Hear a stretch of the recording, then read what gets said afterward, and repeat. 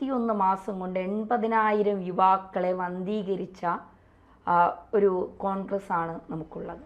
എന്തിനാണ് ഇത്രയും ക്രൂരമായ നടപടി ഇന്ത്യയിലെ യുവാക്കളോട് കോൺഗ്രസ് കാണിച്ചത്? കോൺഗ്രസിന് എക്കാലത്ത് യുവാക്കളെ ഭയമാണ്. ഇന്ത്യ ഭരിച്ചിരുന്നവരെ അതേപോലെ തന്നെയാണ്. അതുകൊണ്ടാണ് അടിയന്തരാവസ്ഥയുടെ 21 മാസക്കാലം ഇന്ത്യയിൽ ഏറ്റവും കൂടുതൽ പ്രതികരിച്ച യുവാക്കളാണ്. കേരളത്തിൽ തന്നെ ഏകദേശം 7,500 പേര് കേരളത്തിൽ അറസ്റ്റ് ചെയ്തു. അവരുടെ ആവറേജ് പ്രായം 21 വയസ്സാണ്. അതേപോലെ ഇന്ത്യ ഒട്ടാകെ ഏകദേശം 1,75,000 പേരെയാണ് അറസ്റ്റ് ചെയ്തത്. അവരുടെ ആവറേജ് പ്രായം 23 വയസ്സാണ്. അതുകൊണ്ട് ചെറുപ്പക്കാരെ കോൺഗ്രസിനും ശ്രീമതി ഇന്ദിരാഗാന്ധിക്കും സഞ്ജയ് ഗാന്ധിക്കും വലിയ ഭയമാണ്. അതുകൊണ്ടാണ് ഈ വന്ധ്യംകരണമായിരുന്നു ഏറ്റവും വലിയ സഞ്ജയ് ഗാന്ധിയുടെ ഒരു വലിയ ശിക്ഷാവിധി അതായിരുന്നു. അപ്പോൾ ഞാൻ എൻ്റെ പുസ്തകം വരുന്നുണ്ട്, അടിയന്തരാവസ്ഥ രണ്ടാം സ്വാതന്ത്ര്യ സമരം എന്ന് പറയുന്ന പുസ്തകം. അതിനകത്ത് ഞാനത് പറയുന്നുണ്ട്. നമ്മൾ അത്ഭുതപ്പെട്ടു പോകുന്നത് 80,000 യുവാക്കളെയാണ് ഇന്ത്യ ഒട്ടാകെയായിട്ട് അവർ വന്ധ്യംകരിച്ചത്. ആ വന്ധ്യംകരിച്ചതിൻ്റെ സ്ഥിതി നമ്മൾ ഞെട്ടിക്കുന്ന രീതിയിൽ അവർ പല സ്ഥലങ്ങളിലും ബസ്സുകൾ തടഞ്ഞു നിർത്തും. ആ ബസ്സുകൾ തടഞ്ഞു നിർത്തിയിട്ട് ആ ബസ്സിലുള്ള ആളുകളെ പിടിച്ചിറക്കിയിട്ട് ചെറുപ്പക്കാരായിരിക്കുന്ന ആളുകളെ വന്ധ്യംകരിച്ച് വിടും. അങ്ങനെ വന്ധ്യംകരിച്ച് വിട്ടവർ 3 പേരാണ് കർണാടകത്തിലും, അതേപോലെ തന്നെ ഒരു ബസ്സിൽ മാത്രം. അതിനെ സംബന്ധിക്കുന്ന ഏറ്റവും വലിയൊരു പ്രശ്നങ്ങൾ ജനങ്ങൾക്കുണ്ടായത്, ജനങ്ങളൊക്കെ ഇത്തരം അവിടെ ഉത്തർപ്രദേശിലും മധ്യപ്രദേശിലും ബീഹാറിലുമൊക്കെ ഇത്തരം നിർബന്ധ വന്ധ്യംകരണ ക്യാമ്പുകൾ ജനങ്ങൾ തീയിട്ട് നശിപ്പിച്ചു. ജനങ്ങൾ അതിശക്തമായിട്ട് ജനം പ്രതികരിച്ചത്. ഇന്ന് മാത്രമല്ല ഉണ്ടായത്, ഉദ്യോഗസ്ഥന്മാർ ഓടിച്ചിട്ട് തല്ലി. ഗോഡിവ, മിസ്രോളി, ബസ്തി ഗ്രാമങ്ങളിൽ ബലം പ്രയോഗിച്ച് വന്ധ്യംകരണം നടത്താൻ തുനിഞ്ഞ 3 ഉദ്യോഗസ്ഥന്മാരെ ജനങ്ങൾ കൊലപ്പെടുത്തി. ഇന്ന് മാത്രമല്ല, ഒരു ഡോക്ടറുടെ ലിംഗം ജനങ്ങൾ ഛേദിച്ച് കളഞ്ഞു. ഇത്രയ്ക്ക് അതിക്രൂരമായ പൈശാചികമായ രീതിയിലായിരുന്നു അന്ന് ഇന്ത്യ ഭരിച്ചിരുന്ന ആളുകൾ ചെയ്തത്. ഇന്ദിരാഗാന്ധിയും സഞ്ജയ് ഗാന്ധിയും ചെയ്തത്. സഞ്ജയ് ഗാന്ധി ഒറ്റയ്ക്കായിരുന്നില്ല, അയാളുടെ കൂടെ ഇന്ന് ജീവിച്ചിരിക്കുന്നുണ്ടല്ലോ അംബിക സോണി. ആ സ്ത്രീ എന്ന അയാളുടെ കൂടെ ഉണ്ടായിരുന്നല്ലോ. ഒരു വശത്ത് അംബിക സോണിയും മറുവശത്ത് രുക്സാന സുൽത്താന എന്നായിരുന്നു ആ ലേഡിയുടെ പേര്. ഈ 2 സ്ത്രീകളെ വെച്ചുകൊണ്ടായിരുന്നു സഞ്ജയ് ഗാന്ധിയുടെ യാത്ര. മനേക ഗാന്ധി വെച്ചുകൊണ്ടൊന്നും ആയിരുന്നില്ല.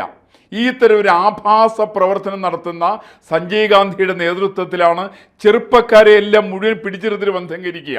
നമ്മളതിനെക്കുറിച്ച് ബീഹാറിലെ അധ്യാപകർക്ക് വേണ്ടിയിട്ട് അപേക്ഷകൾ ക്ഷണിച്ചിരുന്നു. അതിൻ്റെ നമ്പർ 8890/76 യോഗ്യതകളൊന്ന് സ്റ്റെറിലൈസ് ചെയ്തതിൻ്റെ രേഖകൾ, ചെറുപ്പക്കാർ വന്ധ്യംകരിച്ചു എന്ന് പറയുന്നതിൻ്റെ രേഖകളുമായിട്ടാണ് ഒരു ജോലിക്ക് ഹാജരായത്. ഉത്തർപ്രദേശിൽ സെക്കൻഡറി സ്കൂൾ അധ്യാപകരുടെ ജോലിയായിരുന്നു വന്ധ്യംകരണത്തിന് ജനങ്ങളെ പ്രേരിപ്പിക്കുന്നത്. തയ്യാറാവാതിരുന്നവർക്കെതിരെ അച്ചടക്ക നടപടിയെടുത്തിരുന്നു. കാരണം ഏതെങ്കിലും അധ്യാപകൻ അതിന് തയ്യാറായിട്ടില്ലെങ്കിൽ ആ അധ്യാപകനെതിരായിട്ട് നടപടിയെടുത്തിരുന്നു. 1976 ഒക്ടോബർ മാസം 16 കൂടാളിയിൽ നിന്ന് വരുന്നൊരു ബസ് ബുസ്കലി അസയിൽ വെച്ച് പോലീസുകാർ ആക്രമിക്കുകയും 3 യാത്രക്കാരെ നിർബന്ധ വന്ധ്യംകരണത്തിനായി കൊണ്ടുപോവുകയും ചെയ്തു എന്നുള്ളതാണ്. ഇത് മാത്രമായിരുന്നില്ല, നമ്മൾ പട്ടികജാതിക്കാർക്ക് സ്റ്റൈപ്പൻഡ് കൊടുക്കും. അതിൽ പിന്നോക്ക വിഭാഗത്തിലെ വിദ്യാർത്ഥികൾക്ക് സ്കോളർഷിപ്പിനും സ്റ്റൈപ്പൻഡിനും രക്ഷകർത്താക്കൾ സ്റ്റെറിലൈസ് ചെയ്തിട്ടുള്ള സർട്ടിഫിക്കറ്റ് ഹാജരാക്കണം. അതായത് അവർ രക്ഷകർത്താക്കന്മാർ പറയണം, ഞങ്ങൾക്കിനി കൂടുതൽ കുട്ടികൾ ജനിക്കില്ല, ഞങ്ങൾ വന്ധ്യംകരണം നടത്തിയിരിക്കുന്നു എന്ന് പറഞ്ഞ് സർട്ടിഫിക്കറ്റ് ഹാജരാക്കിയാലാണ് പട്ടികജാതിക്കാർക്കും പിന്നാക്ക സമുദായക്കാർക്കും സർക്കാർ സ്റ്റൈപ്പൻഡ് കൊടുത്തിരുന്നത്. അങ്ങനെയുള്ള ഒരു അതിക്രൂരമായ, നമുക്ക് ചിന്തിക്കാൻ സാധ്യമല്ലാത്ത, ഇന്ന് നമ്മൾ ചിന്തയ്ക്ക് വളരെ അപ്പുറമായിരിക്കുന്ന രീതിയിലുള്ളൊരു പ്രവർത്തനമായിരുന്നു 1975 ജൂൺ മാസം 25 അർദ്ധരാത്രി മുതൽ ഇന്ത്യയിൽ നടപ്പിൽ വന്ന. അങ്ങനെയാണ് 21 മാസക്കാലമാണ് ഈ ക്രൂരത നടപ്പിൽ വരുത്തിയത്. ജനസംഖ്യ വർദ്ധിക്കുന്നു എന്നതിന്റെ അടിസ്ഥാനത്തിലാണ് ഇത്രയും ഒരു വലിയ ക്രൂരത കോൺഗ്രസിന്റെ ഭാഗത്തുനിന്ന് ഉണ്ടായത്. ജനസംഖ്യ വർദ്ധിക്കുന്നു എന്നുള്ളൊരു കാരണം പറഞ്ഞു എന്നുള്ളതാണ്. ഇന്ദിരാഗാന്ധിക്ക് ആവശ്യം അവരുടെ ഏറാൻ മൂളികളായിരിക്കുന്ന ജനങ്ങളെ വളർത്തിയെടുക്കുക. ഇവിടെ പ്രതിപക്ഷം വേണ്ടാന്നവർ പറഞ്ഞല്ലോ. 1971 ബ്രിഷ്നേവ് എന്നാണ് എൻ്റെ ഓർമ്മ, ഇന്ത്യ സന്ദർശിച്ചിരുന്നു. ആ സമയത്ത് ബ്രിഷ്നേവാണ് ഗ്രോമിക്കോവാണെന്ന് എനിക്ക് ഓർമ്മയില്ല. ഇന്ത്യ സന്ദർശിച്ച സമയത്ത് 1971 പാകിസ്ഥാൻ യുദ്ധത്തിന് ശേഷം അവരെത്തിയിട്ട് പറഞ്ഞത്, Indian what is the need of the opposition parties in India എന്നാണ് ചോദിച്ചത്. എന്ന് വെച്ചാൽ ഇന്ത്യയിൽ പ്രതിപക്ഷ പ്രസ്ഥാനത്തിൻ്റെ ആവശ്യമില്ല എന്ന് ഇന്ദിരാഗാന്ധിയോട് സൂചിപ്പിക്കുന്ന റഷ്യയാണ്. അതിൻ്റെ അടിസ്ഥാനത്തിലാണ് വലത് കമ്മ്യൂണിസ്റ്റ് പാർട്ടി ഇതിൻ്റെ ഭാഗമായിട്ട് വരികയാണ്. ഈ കോൺഗ്രസിൻ്റെ കൂടെ ചേരുകയാണ്. പിന്നെയുള്ള ഇവരുടെ ഭരണം തുടർച്ചയായിട്ടുള്ള ഭരണമാണ്. ആ സമയത്ത് പ്രതിപക്ഷത്തെ ഇല്ലായ്മ ചെയ്യുവാനുള്ള ജനാധിപത്യ വിരുദ്ധമായ നടപടികളാണ് കോൺഗ്രസ് എക്കാലത്തും ചെയ്തത്. അങ്ങനെയാണ്. നമ്മൾ അടിയന്തരാവസ്ഥ പ്രഖ്യാപിച്ചതിൻ്റെ ചരിത്രം നമുക്കറിയാം. അത് പ്രഖ്യാപിക്കുന്നത് 1975 ജൂൺ മാസം 25-ാം തീയതി അർദ്ധരാത്രി 11:45 ഒരു ഓർഡിനൻസ് ഒപ്പിടാൻ വേണ്ടിയിട്ട് ഇന്ത്യയുടെ രാഷ്ട്രപതിയുടെ മുമ്പിലെത്തുന്നത്. ആ രാഷ്ട്രപതി എന്ന് പറയുന്നത് ഫക്രുദ്ദീൻ അലി അഹമ്മദാണ്. 10 കാശിന് കൊള്ളാത്തൊരു മനുഷ്യൻ. ആ മനുഷ്യനെ അതിന് താഴത്ത് കൊണ്ട് കുരുമാനത്തിൽ കൊണ്ട് ഒപ്പിട്ട് കൊടുക്കുകയാണ്. അങ്ങനെയാണ് അടിയന്തരാവസ്ഥ പ്രഖ്യാപിക്കുന്നത്. സാധാരണ ഇന്ത്യൻ ഭരണഘടന പ്രകാരം ഒരിക്കലും ഒരു ഓർഡിനൻസായിട്ട് ഇത് പാടില്ലാത്തതാണ്. ഇത് ചെയ്തത് അങ്ങനെയല്ല. പിറ്റേ ദിവസം കാലത്ത് ചേർന്ന് ഇന്ത്യയുടെ കേന്ദ്രത്തിൻ്റെ മന്ത്രിസഭാ യോഗം ചേർന്ന് രാവിലെ 8 മണിക്കാണ് ഇത് പാസ്സാക്കിയെടുക്കുന്നത്. അതുവരേക്കും കേന്ദ്ര മന്ത്രിസഭയുടെ തീരുമാനമില്ല. കേന്ദ്ര മന്ത്രിസഭയുടെ തീരുമാനമില്ലാത്ത ഒരു കാര്യത്തിൽ ഇന്ത്യൻ പ്രധാനമന്ത്രിയുടെ താൽപ്പര്യ സംരക്ഷണാർത്ഥം മാത്രം ഇന്ത്യൻ പ്രസിഡന്റ് ഒപ്പുവെച്ചതാണ് അടിയന്തരാവസ്ഥ. ഈ അടിയന്തരാവസ്ഥ പ്രഖ്യാപിച്ചത് കോൺഗ്രസ്സാണ്. കോൺഗ്രസിന് ജനാധിപത്യത്തിന് വിശ്വാസമില്ല.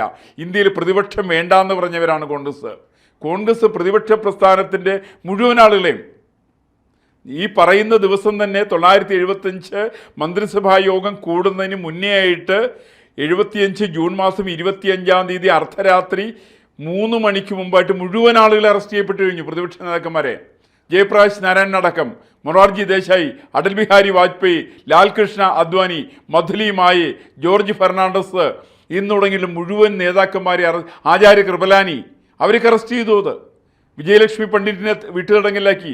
ഇദ്ദേഹത്തിൻ്റെ പണ്ഡിറ്റ് ജവഹർലാൽ നെഹ്റുവിൻ്റെ സഹോദരിയാണ്. അവർ വീട്ടുതടങ്കലിലാക്കി. അതിക്രൂരമായിട്ടുള്ള ഭരണമായിരുന്നു ഇന്ത്യയിൽ ഉണ്ടായിരുന്നത്. ചെറിയ അടിയന്തരാവസ്ഥ എന്ന് പറയുന്നത് ഇന്ത്യയുടെ കറുത്ത ദിനങ്ങൾ എന്നാണ് പറയുന്നത്. തീർച്ചയായിട്ടും അത്തരത്തിൽ ഇന്ത്യയെ തന്നെ എന്താ പറയുക, ഇന്ത്യയിലെ ജനങ്ങളെ, ഇന്ത്യയൊക്കെ ഒരു വല്ലാത്ത അവസ്ഥയിലേക്ക് കൊണ്ടുപോയ ഈ ഇന്ദിരാഗാന്ധിയെ എങ്ങനെയാണ് അയൺ ലേഡി എന്ന് വിളിക്കാൻ പറ്റുന്നത്? ഇന്ദിരാഗാന്ധി അയൺ ലേഡി എന്ന് വിളിക്കുന്നത് കോൺഗ്രസ്സുകാരെ വിളിക്കുന്നത്. ഇവരെന്തുട്ട് അയൺ ലേഡിയാ? ഒരു അയൺ ലേഡിയല്ല. ഇവരാപ്പടെ ക്രൂരയായിട്ടുള്ള സ്ത്രീ, ഒരു മനുഷ്യത്വം തൊട്ട് തീണ്ടാത്ത സ്ത്രീ, ഇന്ത്യയിലെ 10,000-കണക്കിന് സ്ത്രീകളെ വിധവകളാക്കിയിട്ടുള്ള സ്ത്രീ, ഇന്ത്യയിലെ 1000-കണക്കിന് ആളുകളുടെ അമ്മമാരുടെ മക്കളെ നഷ്ടപ്പെടുത്തിയിട്ടുള്ള സ്ത്രീ, 1,75,000 പേര് കൽത്തുറുങ്ങിൽ അടച്ചിട്ടുള്ള സ്ത്രീ, ഇന്ത്യയിലെ പ്രതിപക്ഷത്തെ മുഴുവൻ ഇല്ലാതാക്കിയിട്ടുള്ള സ്ത്രീ. അല്ലാതെ ഇവർക്ക് എന്ത് ജനാധിപത്യ സ്ത്രീക്കുള്ളത്? അവർക്ക് എവിടെയെങ്കിലും ജനാധിപത്യമുണ്ടോ? ഇന്ന് മാത്രമല്ലല്ലോ, അവർക്ക് ഇന്ത്യയുടെ സ്വാതന്ത്ര്യ സമരത്തിൽ അവർക്ക് വിശ്വാസമുണ്ടോ? ഇന്ത്യയുടെ ഭരണഘടനയിൽ അവർക്ക് വിശ്വാസമുണ്ടോ? ഇല്ല എന്ന് മാത്രമല്ല, കോൺഗ്രസിൻ്റെ തീരുമാനമായിരുന്നല്ലോ 1967 സമയത്ത് അന്ന് ഇന്ത്യൻ രാഷ്ട്രപതിയുടെ തെരഞ്ഞെടുപ്പ് വരികയാണ്. ആ തെരഞ്ഞെടുപ്പിൽ കോൺഗ്രസിൻ്റെ ഔദ്യോഗിക സ്ഥാനാർത്ഥി നീലം സഞ്ജീവ് റെഡ്ഡിയാണ്. അത് തീരുമാനിച്ചത് ഇന്ദിരാഗാന്ധി അടക്കമുള്ളവരാണ്. ഇന്ദിരാഗാന്ധി അന്നത്തെ പ്രവർത്തക സമിതി യോഗത്തിലുണ്ട്. അവർ തീരുമാനിച്ചതാണ്. അവരാണ് പേര് നിർദ്ദേശിക്കുന്നത്. ഇതിന് ശേഷം അവർ തീരുമാനിക്കുന്നത്, റഷ്യ അവരോട് പറഞ്ഞു, സഞ്ജീവ് റെഡ്ഡി മാറ്റിക്കോ, നിങ്ങൾ ഇന്ത്യൻ പ്രസിഡന്റായിട്ട് വി ഗിരി വെച്ചോ എന്ന് പറഞ്ഞ സമയത്ത് ഇവർ ഉളുപ്പില്ലാതെ കണ്ട്, നാണമില്ലാതെ കണ്ട്, ഭരണഘടനാ തീരുമാനങ്ങൾക്ക് വിരുദ്ധമായിക്കൊണ്ട്, കേന്ദ്രമന്ത്രിസഭയുടെ തീരുമാനത്തിനും കോൺഗ്രസിൻ്റെ പ്രവർത്തക സമിതിക്കും വിരുദ്ധമായിക്കൊണ്ട് വി ഗിരി എന്ന് പറയുന്ന ഇടതുപക്ഷ സഹയാത്രികനായിരിക്കുന്ന വ്യക്തിയെ ഇന്ത്യൻ പ്രസിഡന്റായിട്ട് പിന്താങ്ങാൻ തീരുമാനിച്ചത്, മനസാക്ഷിക്കനുസരിച്ചിട്ട് വോട്ട് രേഖപ്പെടുത്താൻ തീരുമാനിച്ചത് ശ്രീമതി ഇന്ദിരാഗാന്ധിയാണ്. അവർക്ക് ഈ പറയുന്ന ജനാധിപത്യത്തിലൊന്നും യാതൊരു വിശ്വാസമില്ല. നെഹ്റു കുടുംബത്തിന് വിശ്വാസമില്ലപ്പാ. നെഹ്റു കുടുംബത്തിന് ജനാധിപത്യത്തിൽ വിശ്വാസമില്ല. അവർക്ക് ഇന്ത്യൻ ഭരണഘടനയിൽ വിശ്വാസമില്ല. അവർക്ക് ഇന്ത്യൻ ജനങ്ങളിൽ താല്പര്യമില്ല. അവർക്ക് താല്പര്യം മറ്റ് പല കാര്യങ്ങളിലുമാണ്. അതിൻ്റെ ദൃഷ്ടാന്തമാണ് അടിയന്തരാവസ്ഥ. എന്തു ക്രൂരമായിരുന്നു ഇന്ത്യയിൽ നടന്നത്. വന്ധ്യംകരണ മാത്രമല്ലല്ലോ, എത്രയോ ചെറുപ്പക്കാരെയാണ് ഇവർ കൊലപ്പെടുത്തിയത്. എങ്ങനെ? കേരളത്തിൽ നമ്മൾ കേട്ടിട്ടുള്ളത് രാജനെ കൊന്നു എന്നുള്ള മാത്രം നമ്മൾ കേട്ടിട്ടുള്ളത്. രാജനെ കൂടാണ്ട് കേരളത്തിൽ മാത്രം കൊലപ്പെടുത്തിയത് 28 പേരാണ് കേരളത്തിൽ കൊലപ്പെടുത്തിയത്. കേരളത്തിൽ 7ഓളം സ്ഥലത്ത് തടങ്കൽ പാളയങ്ങളുണ്ടായിരുന്നു കേരളത്തിൽ. അത് ഈ സാക്ഷര കേരളത്തിലാണത്. അപ്പോൾ നമുക്ക് ഉത്തർപ്രദേശിൻ്റെ കാര്യമോ മധ്യപ്രദേശിൻ്റെ കാര്യമോ രാജസ്ഥാൻ്റെ കാര്യമോ ഒന്ന് ആലോചിച്ച് നോക്കിയേ. അവിടെയെല്ലാം വിസ്തൃതമായിട്ടുള്ള ഭൂപ്രദേശങ്ങളിൽ എത്രയോ തടങ്കൽ പാളയങ്ങൾ ഉണ്ടാക്കാം. ആരെയെല്ലാം കൊല വിളിക്കാം, ആരെയെല്ലാം എവിടെയെല്ലാം കെട്ടിത്താഴ്ത്താൻ സാധിക്കും.